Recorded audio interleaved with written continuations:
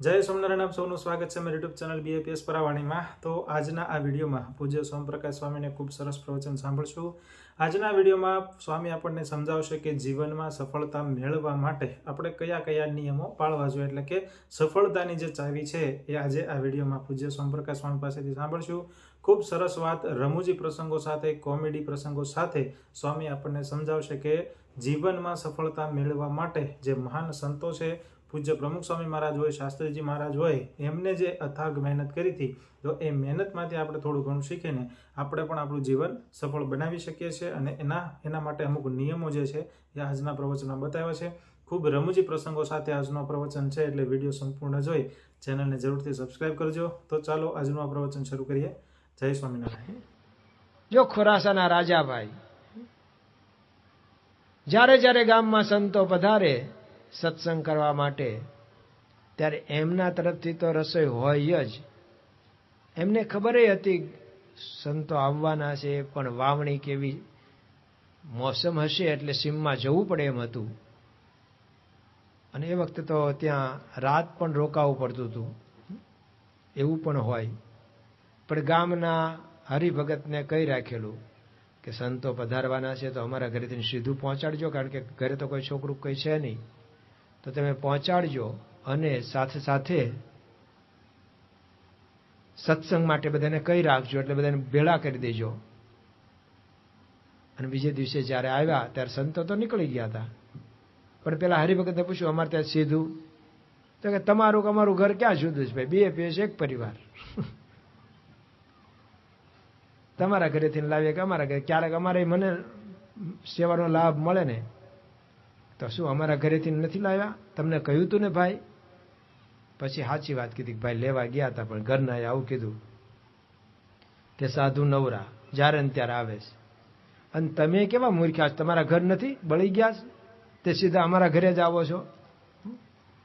એટલે પછી અમે તો ધરતી અમને ભારે થઈ ગઈ, અમે આવતા રહ્યા પછી બધું થઈ ગયું છે। અને પછી રાજાભાઈએ યુક્તિ કરી, પત્નીને પિયર મોકલ્યા ખોટો કાગળ લખાવરાવીને કે તમારા ભાઈ અતિ બીમાર છે ને મોઢું જોવું હોય તો આવી જાઓ, અને ઓલા ભાગ્યા। તે હવે આવું હોય ને કદાચ કંઈક થયું તો ઘરેણા તો ન પહેરી જવાય, બધું કાઢીને ગયેલા। આમણે આજીવિકા પૂરતું રાખ્યું, બાકીનું બધું વેચી કરી અને પૈસા લઈ અને ગઢડા ભેગા થઈ ગયા, પછી ક્યારેય ગામમાં આવ્યા નહીં।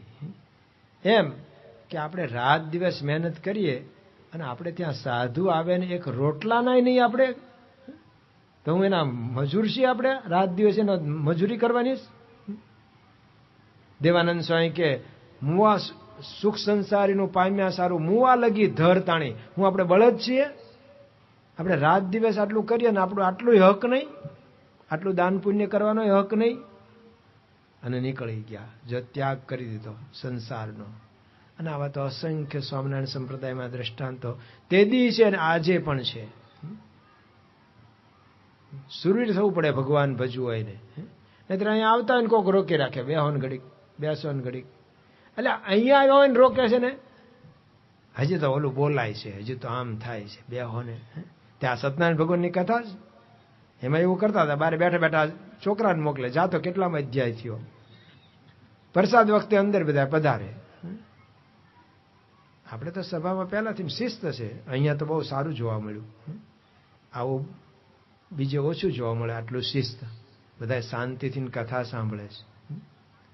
એટલે અમે તો બીજે તમારી વાતો કરશું, કારણ કે અમે કેવા બધા કહેવાય, જેનું કંઈક સારું જોયું એ કરીએ, અને કોકનું એવું જોયું હોય અવ્યવસ્થા તો એ ઠપકારીએ। એટલે તો કોઈ કીધું ને કે જોને કવિ કેણ ને એ જ કવિ કેણ ને સિદ્ધ કળા, એ જ કંથા કવિ ન છેડીએ ને કવિ છેડે વડહાણ। ઈ તો તરનારો ડુંગર કરે અને ડુંગર તરણા સમાન, તો કંથા કવિ ન છેડીએ। એટલે બધા ભાટચારણ ને ઇનામ આપી દેતા હતા ને, નહીતર બીજે જઈને આપણી વાતો કરે। અત્યારે મીડિયા બધા સાચવી લે, નહીતર રજનું ગજ કરે ને ગજનું રજ કરે. એટલે અમે તમારું સારી વાત કરશું કે આવું શિસ્ત, આવી શ્રદ્ધાથી દૂર દૂરથી ના આવે પાછ તમે. મેં જાણ્યું સંતો પાસે તો, અને હમણાં આમ ટેમ્પા ભરાય છે. હવે હાથી નાના થઈ ગયા એટલે છોટા હાથી થઈ ગયા.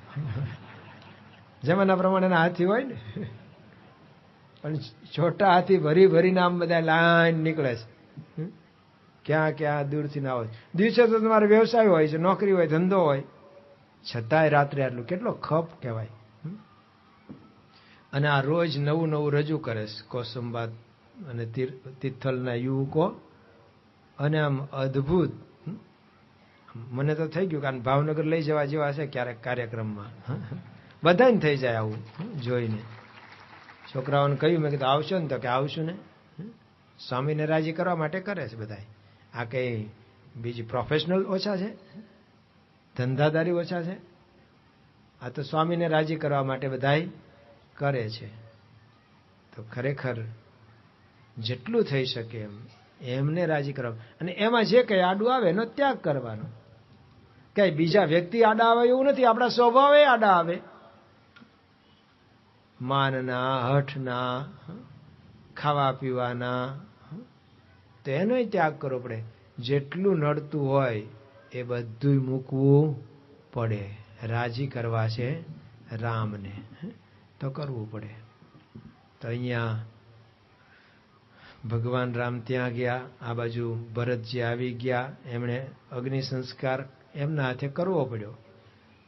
તેલના કોઠીમાં એટલે કે કુંડમાં આ સબ રાખી મૂક્યું, તો એમાં નહીં બગડતું હોય એવું હશે વ્યવસ્થા. વશિષ્ઠજીએ બધી એમની વિધિ કરાવી દીધી 12 સુધીનું. અને 13મા દિવસે વશિષ્ઠજીએ જાહેર કર્યું, બધી સભા બોલાવી, રાજસભા. અને એમણે કીધું કે હવે રાજા દશરથની પરંપરામાં હવે આપણે આ ભરતજીને રાજગાદી આજે બેસાડવાના છે. કૌશલ્યા માતાએ કીધું કે ભાઈ રામ વનમાં છે, તારા પિતા સ્વર્ગમાં ગયા, અયોધ્યાનો કોઈ રણી ધણી નથી. પણ ભરતજી કે તમે બધા વડીલ છો, એની મારે આજ્ઞા પાળવી જ જોઈએ.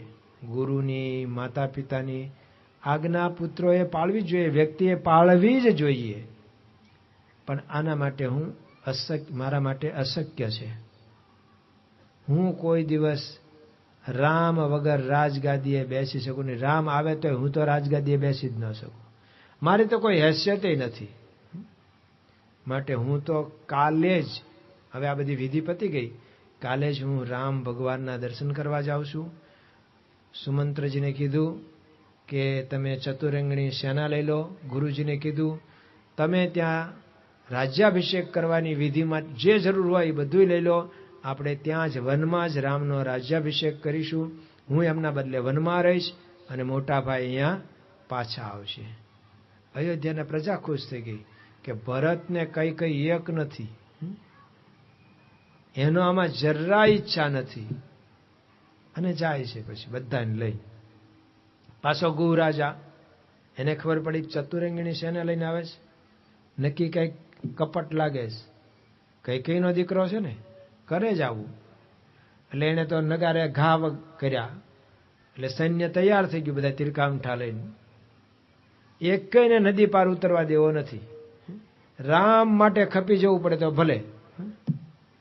કુરબાન કિયા તેરે નામ પર ઘરબાર સંસારા, ફકીરી લે ફિરતા હું કરને કો દીદારા. આપણું લેખે લાગી જશે જીવન.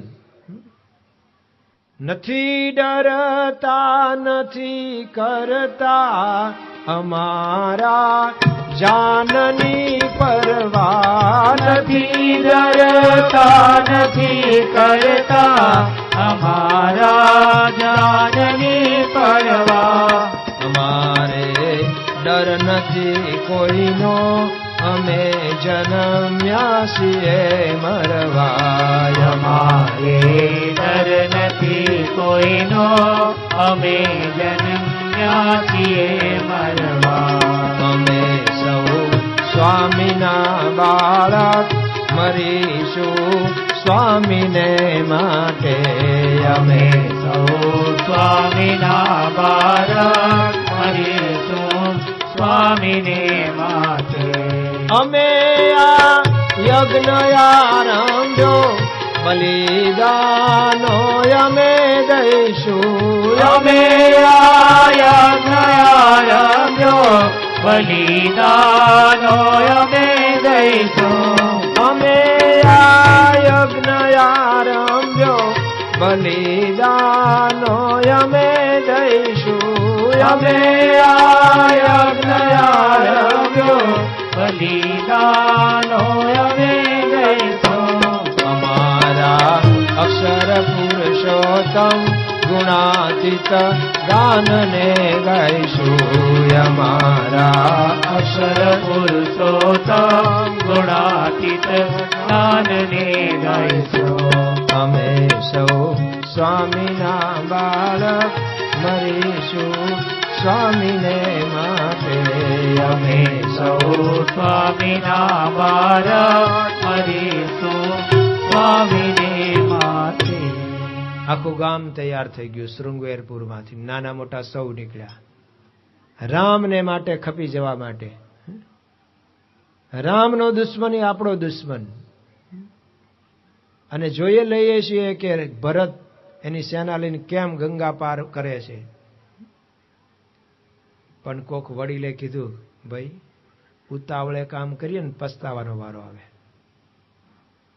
ધીરજ રાખવી. તેલ જુઓ, તેલની ધાર જુઓ, નહીતર પછી પસ્તાવવું પડે. ઘણી વખત આપણે એવું થાય, ન બોલવાનું બોલી જાય ને પછી પસ્તાવો થાય કે આવું ન બોલ્યા હોત તો સારું. જો આ કઈ કહીને છેલ્લે પસ્તાવો જ થાય છે. વનમાંથી પાછા આવ્યા અને પછી રામને રાજ્યાભિષેક થઈ ગયો ને સીતાજી જયારે પગે લાગવા ગયા ત્યારે ઊંચું નથી જોઈ શકતા. ત્યારે સીતાજી કહે છે કે માં એમાં તમારો કઈ વાંક નથી, આ તો ઉપરવાળાએ આ બધું નક્કી કરેલું હોય એમ થાય છે. કે ના ના, આમાં એનો શું વાંક, મારો જ વાંક ને. મેં એ વખતે આવું ન માગ્યું હોત તો ભરતને ગાદી, મેં મંત્રનું ન માન્યું હોત તો આ દશા હોત. આજે તને મેં વનમાં ધકેલી, આ ભાઈ પુષ્પ જેવી તું, તને આ વનમાં તડકામાં રખડાવી. રામ લક્ષ્મણ બધા મારે લીધે જ ગયા ને. મેં આવું ના કર્યું હોત તો સીતાજી કે માં તમને જેવું થયું એવું નથી, આવું તો મને થયેલું છે. મેં મૃગ્યાને હરણને મારવા માટે રામને ન મોકલ્યા હોત તો, અરે ભલે રામ ગયા હતા પણ મેં લક્ષ્મણને આવા વેણ ન કીધા હોત તો રાવણની તાકાત હતી કે મને ઉપાડી શકે, લઈ જઈ શકે. ત્યારે મેં લક્ષ્મણને ન કહેવાના વેણ કીધા કે તારા મનમાં એમ હશે, આમ તું ભેગો આવ્યો છો, આમ લાગે સેવક પણ તું દુશ્મન લાગે છે. રાડ સંભળાય છે કે હે લક્ષ્મણ દોડજે. લક્ષ્મણ કે હું ઓળખું છું મારા ભાઈનો અવાજ, તમારી પહેલાનો હું છું એની સાથે. આ ઓલા માયાવી રાક્ષસનો અવાજ છે, આ હરણ પણ માયાવી જ છે, હું તો પહેલાથી કહું છું. અને તોય મારા ભાઈને આ બ્રહ્માંડમાં કોઈ કાંઈ ન કરી શકે. જો આવી નિષ્ઠા હોવી જોઈએ. હા, ભલે લોકમાં જે થાય તે, પણ મારા સ્વામીનું ધાર્યું જ થાય છે. એ સિવાય કોઈની મરજી નથી. સ્વામીજી તો મહાપ્રતાપી, એનું ધાર્યું થાય. સ્વામીજી તો મહાપ્રતાપી, એનું ધાર્યું થાય. એની મરજી વિના કોયથી તરણું નવ તોડાય. સ્વામીજી તો મહાપ્રતાપી, એનું ધાર્યું થાય. સ્વામીજી તો મહાપ્રતાપી, એનું ધાર્યું થાય. સ્વામીજી તો મહાપ્રતાપી, એનું ધાર્યું થાય. જેમ તમારે તિથલમાં ઘણી તકલીફ હતી મંદિર બાંધતી વખતે, અમારે પણ જમીનની તકલીફ જ હતી. અક્ષરવાડી અત્યારે જે આપણું મંદિર છે એની જમીન બાપાએ પસંદ કરી, પણ એના પર યુનિવર્સિટીનું રિઝર્વેશન હતું. કારણ કે યુનિવર્સિટીની આપણી એક દિવાલ છે, કમ્પાઉન્ડ વોલ. એના વિકાસ માટે 200 એકર ઉપર યુનિવર્સિટીએ રિઝર્વેશન મૂકેલું સરકારે. જ્યારે પણ ખરીદે તો આ યુનિવર્સિટી ખરીદે, ખેડૂત કોઈને વેચી ન શકે યુનિવર્સિટી સિવાય. અને 20 વર્ષ વીતી ગયેલા. બાપાને જમીન લેતી વખતે કહેલું, બાપા આવું આમાં છે. બાપા કહેતો એમાં જ ઠાકોરજી બેસશે. બીજી જગ્યા 100 વીઘા હતી, એ નજીક જ હતી. એ 2 જણને વેચાણેલી, એનો ઝઘડો ચાલતો હતો. તોય જેની પાસે કબજો હતો કે પૈસા ન આપો તોય તમે લઈ લો તમ તાર કબજો. બાપાએ ત્યાં પુષ્પ છાંટ્યા, પણ તોય બાપા કે ના, ઓલામાં જ ઠાકોરજી બેસશે. બાપા એમાં તકલીફ છે. બાપા કે એ બધું સારું થઈ જશે.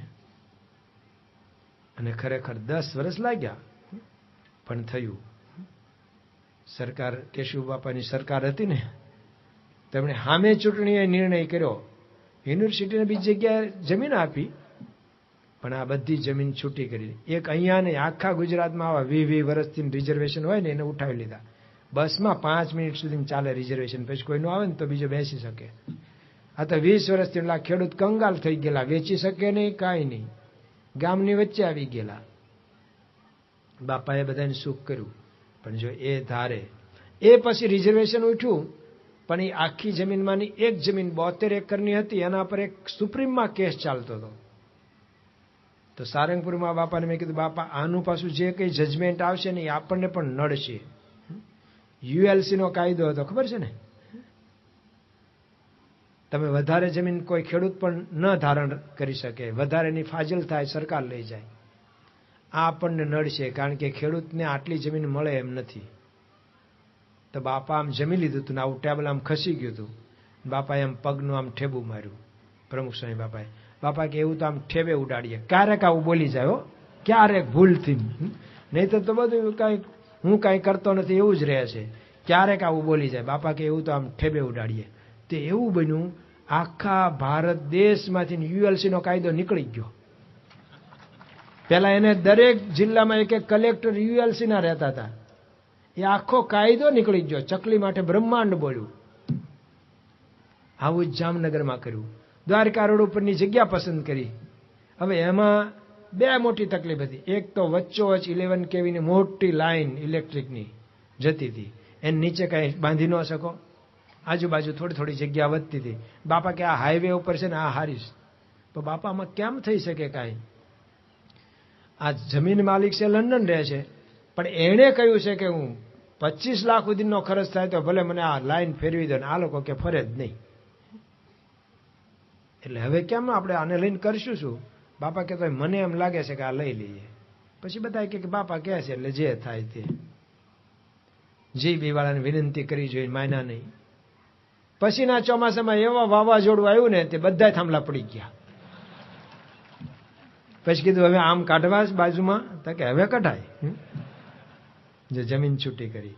બીજું હતું, નજીકમાં જ મિલિટરીનો એરપોર્ટ છે, ત્યાંથી આખો દી વિમાન ઉડ્યા કરે. ને મિલિટરીનો કાયદો હતો પાછું, આ તો A ગ્રેડનું, કારણ કે સામે જ પાકિસ્તાન, એટલે એકદમ સેન્સિટિવ સેન્ટર કહેવાય. આખો દિવસ તૈયાર જ હોય બધા. એની એક નક્કી કરેલું, આટલા રાઉન્ડમાં તો કોઈને બાંધકામ કરવાની પરમિશન મળે નહીં. બાપાએ એ શું પ્રવેશ કર્યો, ઠેઠ સંરક્ષણ મંત્રી સુધી ગયો. ભારતમાં ક્યારેય કોઈ દિવસ મિલિટરીમાં કોઈ કાયદો વડાપ્રધાન ન ફેરવી શકે. મિલિટરી કોઈનું ન ચાલે, ત્યારે મિલિટરીનું રાજ, એની ઉપર કોઈનું ન ચાલે. એ કાયદો ફર્યો અને આપણને પાસ કરાવી લીધું બાંધકામનું. અને બાપા કે સવારમાં 6 વાગ્યા આખી રાત ત્યાં બેસીને ભજન કર્યું કે આ જગ્યાએ રામ સીતા સૂતા હતા, લક્ષ્મણને હું કે અહીંયા બેઠા હતા આખી રાત. તો આખી, અને કે અહીંથી એમણે વડનું દૂધ મગાવેલું અને જટા અહીંયા બાંધી હતી. હવે તો કોઈ દિવસ વાળ ઓળવાના નથી, નાવાનું એવું કંઈ મેળ નહીં ખાય, જટા બાંધી દીધી દૂધથી. અત્યારે છોકરાઓ આમ કરે છે ને કંઈક નાખીને કરે છે, શું કહે જેલી? હા, આમ ઊભા કરે, આમ આમ બાજુમાંથી આપણે જોઈએ તો મને તરત દાદા ખાચર યાદ આવે છે. ખબર છે ને, દાદા ખાચર હજામત કરાવતા હતા અને મહારાજે બોલાવ્યો કે દાદાને બોલાવો, તો ચાલુ હજામતે આવતા રહ્યા, અડધું કરેલું અડધું. તે અત્યારે મને આ છોકરાઓને જોઉં તો મને થાય કે દાદા ખાચર યાદ આવે છે કે આમ ચાલુ હજામતે આવતા રહ્યા છે આટલું કરાવીને. પણ આમ ઊભા કે આમ વાટું જેવા કરે છે વાળ. જ્યારે જે ફેશન એ કરે બધા. તો આમ વાળ બાંધેલા, તો બસ ત્યાંથી ભરતજીએ પણ જટા બાંધી દીધી દૂધ નાખીને. હવે જે મારા સ્વામી, હું એનો સેવક, જો એ પગે ચાલીને ગયા છે અહીંથી, તો મારે હવે પગે ચાલીને. એમણે વલકલ પહેરે તો મારે વલકલ, એમણે કંદમૂળ ખાધા તો હું હવે 14 વર્ષ સુધી આ જ કરીશ બસ. પછી તો ગુહ સાથે આવે છે, છેક ભગવાન રામને મળે છે. ભરતજી વચ્ચે બધા આશ્રમો આવે છે, પણ પ્રયાગરાજમાં જાય છે, પ્રયાગમાં તીર્થમાં, અને તીર્થ એમને દર્શન દે છે. ભરતજીના દર્શન કરવા આવે છે બધા ઋષિમુનિઓ. અને જ્યારે દર્શન દે છે કે માગો, હું તમારા પર પ્રસન્ન છું.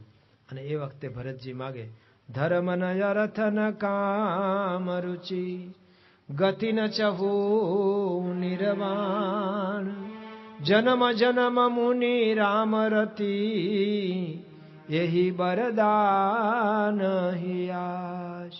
મારે ધર્મ, અર્થ, કામ, મોક્ષ કાંઈ નથી જોતું.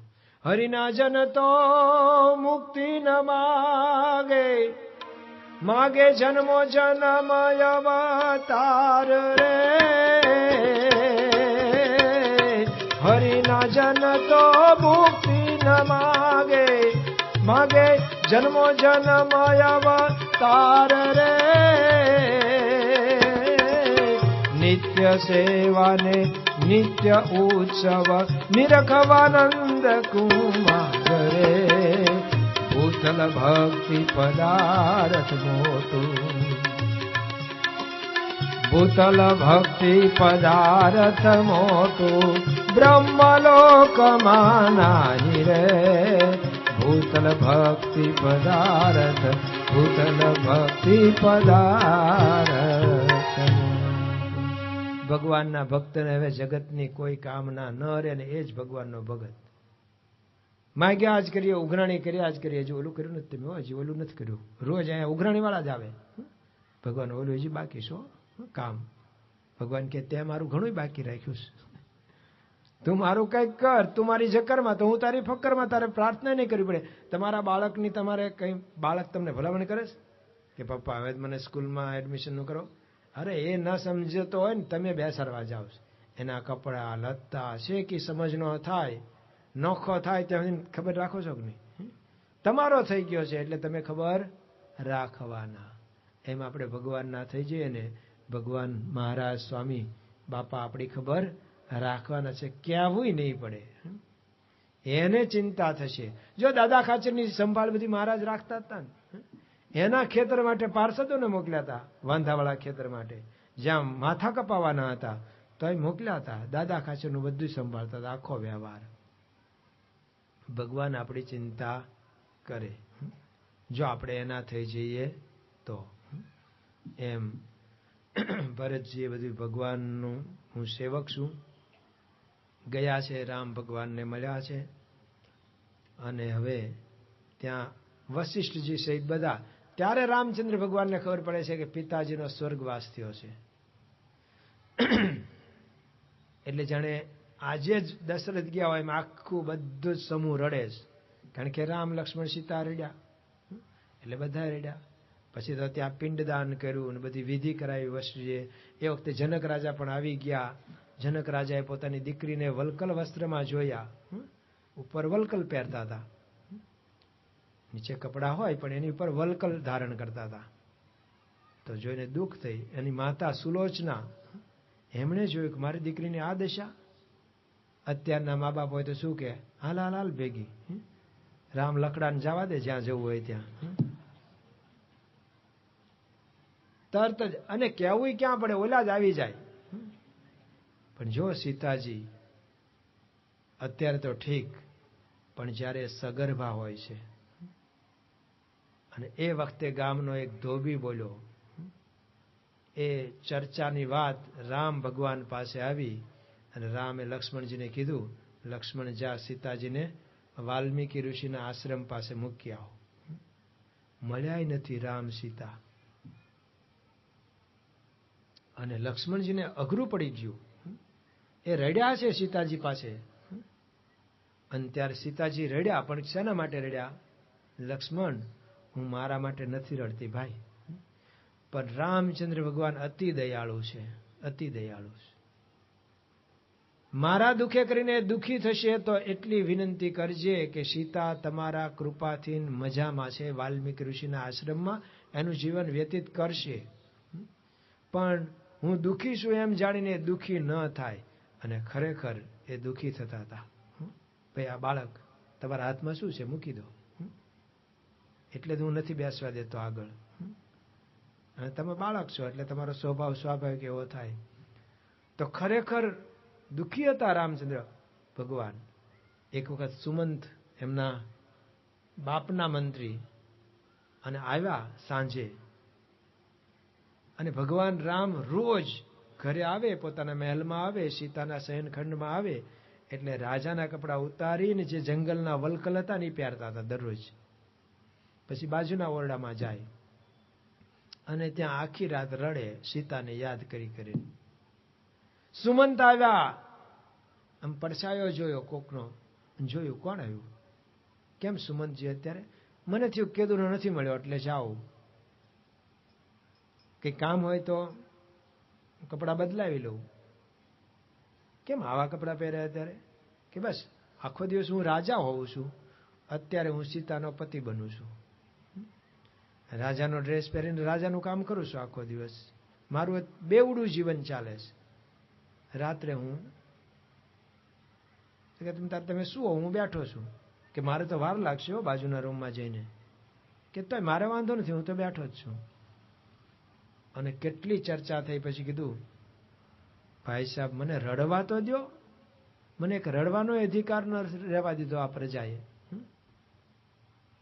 ખરેખર સમાજે શું કર્યું છે કે સીતાને ઘોર જંગલમાં અમે પુત્રો જણાવ્યા છે.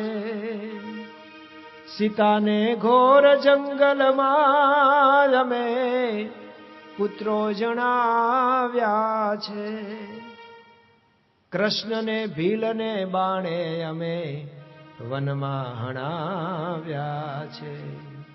કૃષ્ણને ભીલને બાણે અમે વનમાં હણાવ્યા છે.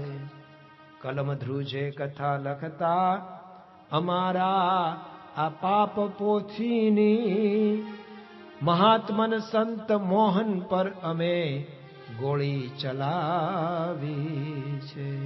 મહાત્મન સંત મોહન પર આ સમાજે શું નથી કર્યું? કોઈને હક લેવા દીધું? મહાપુરુષોને દુઃખ દીધું, સાચા ભક્તોને દુઃખ દીધું. કોઈને હકે ભજન કરવા નથી દીધું. શાસ્ત્રીજી મહારાજને હોયા ઘોંચ્યા, ઝેર આપ્યા, ભગતજી મહારાજને ઝેર આપ્યા, યોગીજી મહારાજને કેટલી વખત માર પડ્યા, પ્રમુખ સ્વામી મહારાજના કેટલી વખત અપમાન થયા, ખોટા ખોટા આક્ષેપો નાખ્યા. એક વખત તો ગઢડામાં એમને પકડવા આવ્યા પોલીસ. તમારા માથે આરોપ છે ને તમને એરેસ્ટ કરવાના છે. સ્વામી લક્ષ્મીવાડીયા દર્શન કરતા હતા ભગવાનના મંદિરમાં, પણ બીજા બધા સાથે હતા. એમણે કીધું કે ભાઈ ઓર્ડર બતાવો. કાંઈ ઓર્ડર હતો નહીં, આ તો કાવતરું હતું. પૈસા આપીને પકડાવીને કેસ ઊભો કરી દેવો જેથી પરદેશ ન જઈ શકે, પાસપોર્ટ આંચકી લેવાય. સ્વામી કીધું કે સાહેબ અમારા મંદિરે આવો, આપણે બેસીને પછી બધી વાત કરીએ. અને મંદિરે આવ્યા. ઈશ્વરચંદ્ર સ્વામી દોડીને ઉતરીને ગાંધીનગર સંપર્ક કર્યો. આવું કાંઈ છે? ત્યાં તો ખબર ન હોય એટલે પછી ભાવનગરના ડીએસપીનો સંપર્ક, એણે ગઢડાના અધિકારીનો સંપર્ક કર્યો કે આવું શું કંઈ છે કંઈ? તે ખબર પડી બધું પોગળ છે, કાંઈ છે નહીં. અને આ ખબર પડતા પેલો પીએસઆઈ ધ્રુજી ગયો કે હવે આપણું આવ્યું બન્યું. અને સ્વામી તો કેવા મોટા દિલના કે સાહેબ તમે ગભરાશો ને, ભેગા બેસીને જમાડ્યા એને, તમે નિર્ભય રહેજો, તમને કંઈ નહીં થાય. તો તમને કહો કે આવું કર્યું ને તમે લોભમાં પડ્યા ને આવું કરવા આવ્યા. આવું કર્યું છે પ્રમુખ સ્વામી મહારાજની માથે. જાત જાતના આક્ષેપો. ત્યારથી માંડીને છેલ્લે સુધીના આક્ષેપો, ખોટા ખોટા આક્ષેપો થયા, અને એ બધું જ એમણે સહન કર્યું છે. સીતાને ઘોર જંગલમાં અમે પુત્રો જણાવ્યા છે. કેવી તકલીફ! વાલ્મીક ઋષિના આશ્રમમાં કોઈ ત્યાં સ્ત્રી નહીં હોય હાજર એમની પ્રસૂતિ વખતે, અને બેલડાના 2 દીકરાને જન્મ આપે. અયોધ્યાની મહારાણી. વિચારજો, આવું તો આપણે દુઃખ નથી આવ્યું ને કોઈને. અરે અયોધ્યાના રાજકુમાર લવ અને કુશ એની માતાને એટલું ન પૂછી શકે કે માતા મારા પિતા કોણ? મોટા થોડા ગયા, સમજણા, ધનુર્વિદ્યા શીખી ગયા, બાણ ચલાવતા થઈ ગયા. સીતાજીને વિચાર થયો કે જો હું કહીશ કે રામ, તો આ તો લડાઈ કરવા જશે હવે, કે મારી માને આવો અન્યાય થયો, જોઈ લે. અને પાછા આ તો રામ ભગવાનના પુત્રો હતા ને, એમનું બીજ હતું, ક્ષત્રિય હતા, પ્રભાવશાળી હતા, એટલે રડી પડે છે. એટલે પેલા એમને થયું કે આપણે ભૂલ કરી છોકરાઓને. પણ વાલ્મીકજી પાસે ગયા, બાપજી છોકરા આવું મને પૂછે છે. અને બાપજીએ પછી ક્લાસમાં કીધું, જો આપણે ઋષિકુમાર છીએ અને માતાને આવું ન પૂછાય. અને લવકુશ કે બાપજી અમે ભૂલી ગયા, હવે નહીં પૂછીએ. જો અયોધ્યાના રાજકુમાર એના બાપનું નામ પણ ન જાણી શકે એવું એમણે દુઃખ વેઠ્યું છે. આપણે ભાઈ સાહેબ એવું તો કોઈ નથી ને. આપણે કે અમારે આમ દુઃખ થયું, તેમ દુઃખ છે. શું દુઃખ છે? દુઃખ તો આ લોકોને હતું. એટલે રામ રોજ રડતા હતા, દરરોજ. અને તે દિવસે સુમંત કીધું કે તો સુલાન રડો છો, સીતાને પાછા બોલાવો ને. કે એવી ક્યાં પ્રજા તૈયાર થઈ છે કે જે સીતાને સ્વીકારે? અને ખરેખર છેલ્લે જ્યારે અશ્વમેધ યજ્ઞ કર્યો, સપત્નીક બેસવું પડે યજ્ઞમાં, અને ત્યારે બધાએ કીધું કે બધી તૈયારી થઈ ગઈ છે, તો તમે બીજા લગ્ન કરો. રામ કે એ કોઈ દિવસ રામથી બને જ નહીં. રામ તો એક સીતાનો જ, બીજા કોઈનો નહીં. અને સીતા એક રામના જ. એ રાવણ એમને લઈ જાય તો ત્યાં કાંઈ લંકા હોનાની જોઈને લોભાણા નથી. બાકી મેં વાંચ્યું હતું સંતોની કથામાંથી કે એક ભાઈ જુગારમાં એમના પત્નીને હારી ગયેલા, ₹1,00,000. એ તો ભાગીને શહેરમાંથી ગામડે આવતો રહ્યો. પછી પેલાને પિયરમાં ખબર પડી દીકરીના, અને અહીંયા ગામવાળાએ બધાએ ભેગા થઈને ₹1,00,000 ભેગા કરીને છોડાવવા ગયા. ત્યારે પેલા બાઈ કે હવે એની ભેગું રહેવું એને કરતા અહીંયા સારું છે, કાંઈ એમાં ખર્ચ કરવાની જરૂર નથી. લો, થોડુંક સારું જોયું ને તો રોકાઈ ગયા ત્યાં જ. સીતાએ આખી લંકા સોનાની જોઈ, આવી દોમ દોમ સાહેબી. અને અહીંયા તો કે જોને જોશી વિશ્વામિત્રે, જોશી વિશ્વામિત્રે જોયેલ જેના જોશજી, તોય સીતાને સંતાપ એજી કદી ન મટ્યો કાગડા. લગ્નનું મુહૂર્ત કોને જોઈ દીધું? તું વિશ્વામિત્ર, મોટા ઋષિ, મંત્રના ઉપદેષ્ટા, એમણે જોયેલું મુહૂર્ત. ભાઈ ગમે તેવા મુહૂર્ત જોયા હશે ને, મુહૂર્તે ક્યાંય પડ્યા રહેશે. આપણે એમ નથી કહેતા કે ન જોવા, પણ એના પર બહુ આધાર ન રાખવો. કર્યું છે શું એના પર આધાર. ચાલે છે ચોરને માર્ગે ને ખરેખરું ઈચ્છે છે ખચી. જ્યાં માથા વઢાણા હોય હો ના ત્યાં કેમ રહેશો તમે સાબુત? ખોટે માર્ગે ચાલશું તો જો રાવણનું માટે લખે છે, રામનો ચોર બનીને રે ઓલો રાવણ હાલ્યો વનમાં. હે રામનો ચોર બનીને રે ઓલો રાવણ હાલ્યો વનમાં. રાવણ હાલ્યો વનમાં રે એનું ધ્યાન સીતાજી ના તનમાં. રામનો ચોર બનીને રે ઓલો રાવણ હાલ્યો વનમાં.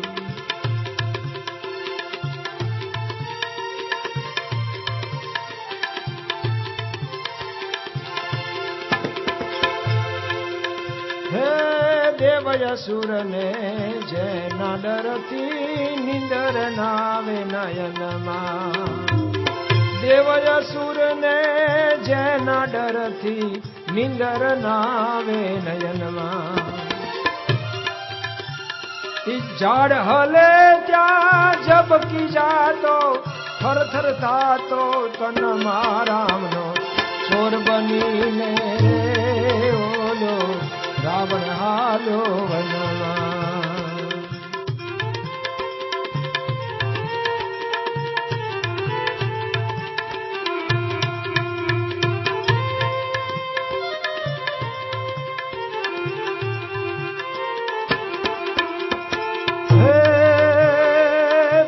મારગડે પગલા ભરતા તેજ રહે નહીં તનમાં.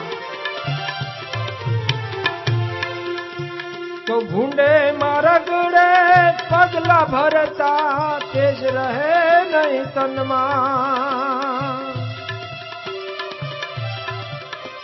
ભોજન કાજે જેમ શ્વાન ભરાણો રેઠા રાજ ભુવન રામનો ચોર બનીને રે ઓલો રાવણ હાલ્યો વનમાં. રાવણ હાલ્યો વનમાં રે એનું ધ્યાન સીતાજી ના તનમાં રામનો ચોર બનીને રે ઓલો રાવણ હાલ્યો વનમાં. સમયની પાબંધી છે, છેલ્લો દિવસ છે, પણ કે છે કે ભૂંડા મારગડે પગલા ભરતા તેજ રહે નહીં કોઈ દી તનમાં. રાવણ જયારે આવે છે ને સીતાજીની પર્ણકુટી પાસે તો લખે છે કાગ કવિ કે એની દશા કેવી હોય છે કે ભોજન કાજે શ્વાન ભરાણો રેઢા રાજભવનમાં. અત્યારે કોઈ હાજર નથી ને ત્યારે કૂતરાની જેમ આવ્યો છે અને સીતાજીને છળ કરીને ઉપાડી જાય છે. સીતાજીએ પણ એક લક્ષ્મણને દુભ્યા અને આજ્ઞા લોપી કે આ લીટા બહાર જશો નહીં, આ લીટાની અંદર દુનિયાની કોઈ મહાશક્તિ પણ આવી શકશે નહીં, તમને હેરાન કરીશ. આ તો મારે જવું જ ન જોઈએ, છતાંય મારે જવું પડે છે, તમે વેણ એવા બોલો છો એટલે. જોજો લક્ષ્મણની તો કેવી દશા થાય છે. આ બાજુથી આ ધક્કો મારે અને ત્યાં ગયા ને તો રામ હામા મળ્યા. એટલે તું અહીંયા આવ્યો, તને કીધું તું ને ત્યાં રહેવાનું હતું, પણ આવું છું. અરે શું આવું છું? ત્યાં આજ્ઞા લોપી. એટલે આને કરવું શું? સેન્ડવિચ થવાનું આને. સેવકનું તો એવું જ હોય, સેવક સુખ સહે માન ભિખારી. સેવકને હંમેશા સહન જ કરવાનું આવે. એક બાજુ ઓલા ન બોલવાના વેણ બોલ્યા, આ બાજુ રામ કે ત્યાં આજ્ઞા લોપી જ કેમ, હવે આપણે જઈશું ને તો સીતા હશે કેમ? અને ખરેખર એવું થયું. પણ અહીંયા રાવણ આવું કપટ કરી ઉપાડી ગયો. સીતા દુઃખી થયા. છેવટે ભગવાન રામને જવું પડ્યું. હનુમાન દાદા મળી ગયા, કારણ કે સીતાનું હરણ થયું પછી રામ તો ગાંડા જેવા થઈ ગયા. મનુષ્ય લીલા, મનુષ્ય ચરિત્ર કરે છે.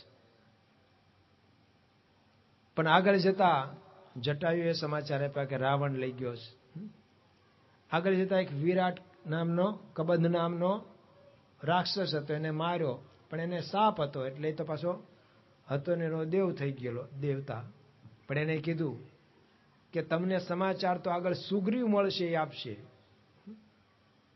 કિષ્કંધામાં સુગ્રીવનો યોગ ભેટો થશે ને એ તમને સમાચાર, અને એ સીતાની શોધખોળમાં તમને મદદ કરશે.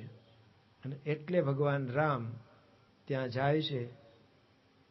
સુગ્રીવ પણ આમ જુએ છે કે કોઈક જાસૂસ આવતા લાગે છે, બે જણા. કારણ કે ભાઈ તો અહીંયા ઋષિમુખ પર્વત ઉપર આવી શકતો નથી ને શ્રાપ છે ઋષિનો, એટલે આ જાસૂસ મોકલ્યા છે એને. અને હનુમાનજી કહે છે કે જાસૂસ નથી, એમનું તેજ જોતા એ જાસૂસ નથી, તો તું જા, અમે હંતાઈ જઈએ છીએ. બહુ બીકનો મારો ભાગતો હતો.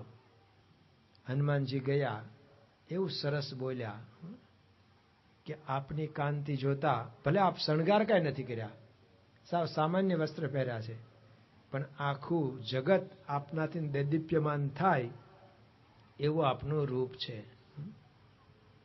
પછી પોતાની ઓળખાણ આપી દે છે, સુગ્રીવ, સુગ્રીવનો હું ચાકર છું, મિત્ર છું, એણે મને મોકલ્યો તમને મળવા. તમે કંઈક આમ ગોતતા હોય એવું ક્યારના આમ ઝાડ બધે ફંફોસતા આવો છો જોતા જોતા, તો શું છે? એટલે એમણે કીધું કે અમારે આવું થયું છે, અને અમને એવા સમાચાર કહેલા કે સુગ્રીવને મળો, એટલે અમે સુગ્રીવને મળવા આવ્યા છીએ. અને હનુમાન દાદો કે આજે મારા મહાભાગી.